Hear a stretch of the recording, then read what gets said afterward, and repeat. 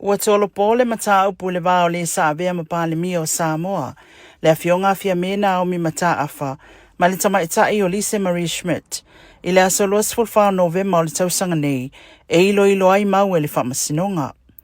Ua whaailoa fo'i le whaase ese ai o le tama'ita'i whaamasino, i a talasa atoa saanga, mai le tau aveina o lea mataupu, o na o lea o loo iai si fo'i mataupu, e feso o ta iai mo li mau o le tama'ita'i o Lise, o loo ia tau aveina.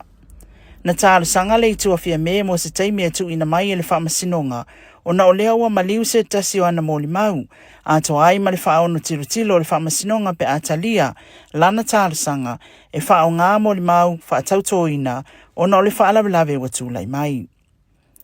O le tālu sanga Alise, na whaailoa i le whaamasinoga, o loo fuafua mai ana loo ia mai fafo, ai o le tō wha ma posua tani atoa iloa, o loo tūlai mo ia i le taimi nei.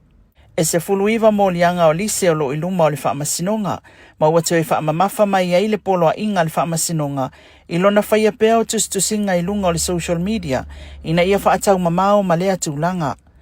O le mataupu le nei, ua mōli ai e leo le tama'ita'i o Lise, ina ua ia whaia ni tu ua inga whaasanga i le sa avea ma Palemia o le malo Samoa, e whaatatau ai, i le maliu o le polofesa o Caroline's Navaiana Capit. E se fulu whāmo li mau o fuafua e wala au e leo, i le mataupu le nei, ma o le tama'ita'i whaamasino i a la latoa Rosella Papali'i o le aia tau aveina.